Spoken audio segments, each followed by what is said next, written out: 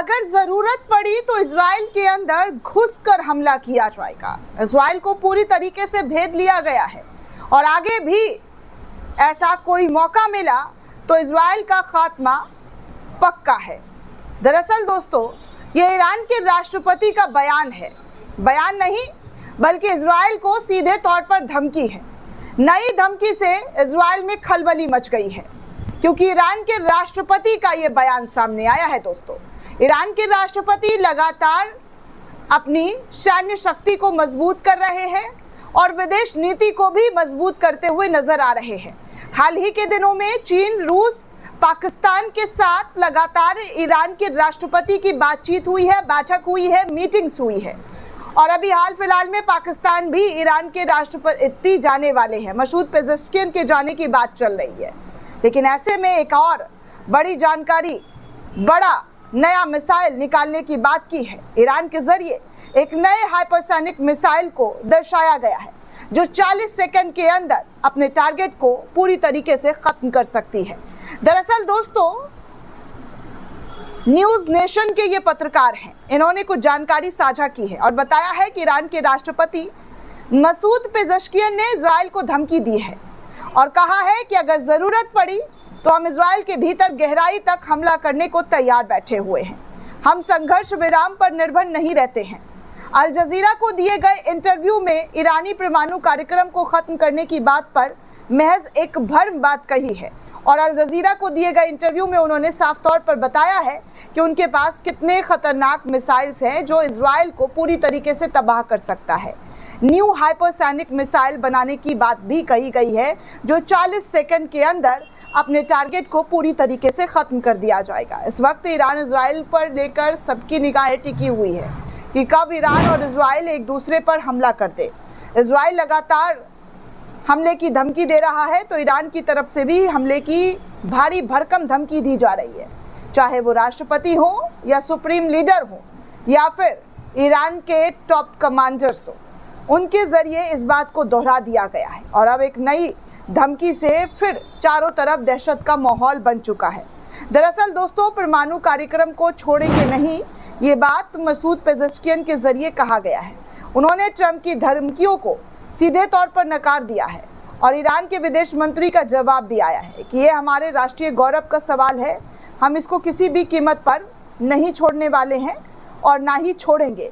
वहीं दूसरी तरफ दोस्तों, आपको एक और बड़ी जानकारी दे दूं, ईरान और तुर्की लगातार एक दूसरे का दोस्त बनता हुआ दिखाई दे रहा है। ईरान और तुर्की अपने आप नज़दीकियाँ जो है दोनों देशों में बढ़ती हुई नज़र आ रही है। आज सुबह ही हमने आपको रिपोर्ट दिखाई थी जिसमें बताया जा रहा था कि ईरान के ज़रिए तुर्की के साथ नज़दीकियाँ किस तरीके से और कितने बड़े लेवल पर की जा रही है। अब सीधे तौर पर ईरान ने कह दिया है कि वो अपने यूरेनियम संवर्धन को किसी भी तरीके से पीछे नहीं छोड़ सकता है। अभी आपको मैं एक और दिखा दूँ, एक और बयान सुना दूँ दोस्तों जो यहाँ पर निकलकर सामने आ रहा है। देखिए, ईरान ने सिर्फ इजराइल को नहीं यूक्रेन को भी धमकी दी है।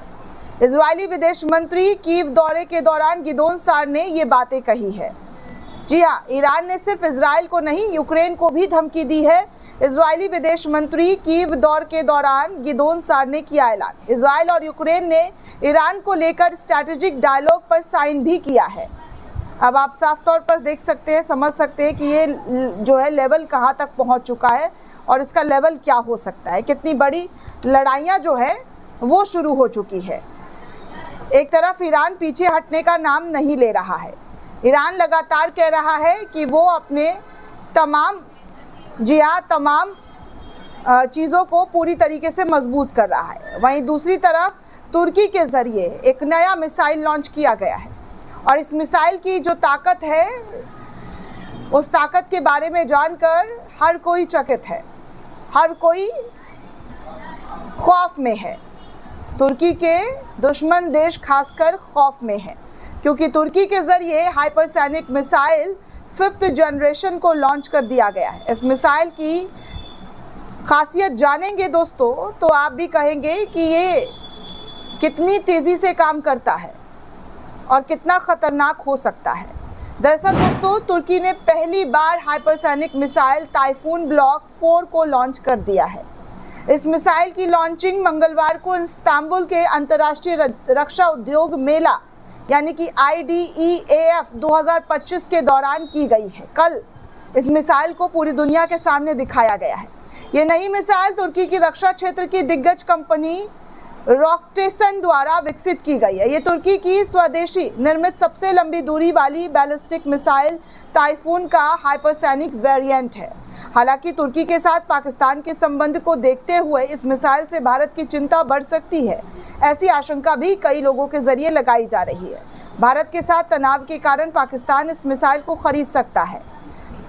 तुर्की टुडे की रिपोर्ट के अनुसार अगर मैं बात करूं दोस्तों, तो टाइफून ब्लॉक 4 की लंबाई 6.5 मीटर, वजन 2300 किलोग्राम और मारक क्षमता 800 मीटर बताई जा रही है। रॉकटेसन ने एक बयान देते हुए कहा है कि टाइफून ब्लॉक 4 लंबी दूरी तक मार करने में सक्षम है, जिसने तुर्की रक्षा उद्योग के लिए एक और रिकॉर्ड स्थापित किया है। 7 टन से ज़्यादा वजनी टाइफून का ये नया वेरिएंट अपने बहुउद्देशीय वारडे के साथ कई किलोमीटर दूर से दुश्मन को एयर डिफेंस सिस्टम, कमांड और कंट्रोल सेंटर, मिलिट्री हैंगरे और महत्वपूर्ण सैन्य सुविधाओं जैसे कई रणनीतिक लक्ष्यों को नष्ट करने में सक्षम है। हाइपरसोनिक शब्द का इस्तेमाल अक्सर हाइपरसोनिक ग्लाइड वाहन और हाइपरसोनिक क्रूज मिसाइल के लिए किया जाता है। ये अत्यधिक उन्नति वाला हथियार है और पृथ्वी के वायुमंडल पर हाइपरसोनिक गति से उड़ान भरने में सक्षम होता है। काफ़ी तेज़ गति से उड़ान भरने में जो है इसका ट्रैक रिकॉर्ड रहा है। दोस्तों आपको बता दूं कि हाइपरसोनिक मिसाइल मैक 5 या ध्वनि की गति से 5 गुना लगभग 3800 मील प्रति घंटा 6100 किलोमीटर प्रति घंटा की गति से चलती है। लेकिन विशेषज्ञों का मानना है कि लगभग सभी बैलिस्टिक मिसाइल अपनी उड़ान के दौरान, खासकर जब वो अपने लक्ष्य की ओर गोता लगाती है, तो हाइपरसोनिक गति प्राप्त कर लेती है। तो यहाँ पर तुर्की ने एक नया कारनामा किया है और साथ में ईरान के साथ उसकी जो मेल जोल है वो काफ़ी देशों को चिंता में डाल रही है, क्योंकि जिस तरीके की चीज़ें देखने सुनने को मिल रही है उससे साफ लग रहा है कि आने वाला समय काफ़ी ख़तरनाक हो सकता है। वहीं एक और न्यूज़ दोस्तों सामने आया है, इसको ईरान ऑब्जर्वर के हवाले से शेयर किया गया है। ईरान ऑब्जर्वर ने अभी इस तस्वीर को शेयर किया। इस वीडियो को भी आप स्क्रीन पर देख सकते हैं। ईरान ऑब्जर्वर ने शेयर करते हुए लिखा है कि अमेरिका नौसेना के विध्वंस फिट्जबर्ग ने ईरान के जल क्षेत्र में प्रवेश करने का प्रयास किया, लेकिन चेतावनी मिलने के बाद उसने अपना रास्ता बदल लिया। यानी कि ईरान के पानी वाले क्षेत्र में घुसने की कोशिश अमेरिका के ज़रिए, उनके नौसेना के ज़रिए, उनके फाइटर गिलार्ड के ज़रिए की जा रही थी, लेकिन ईरान की धमकी के बाद ईरान ने अपने कदम जो है वो पीछे कर लिए हैं।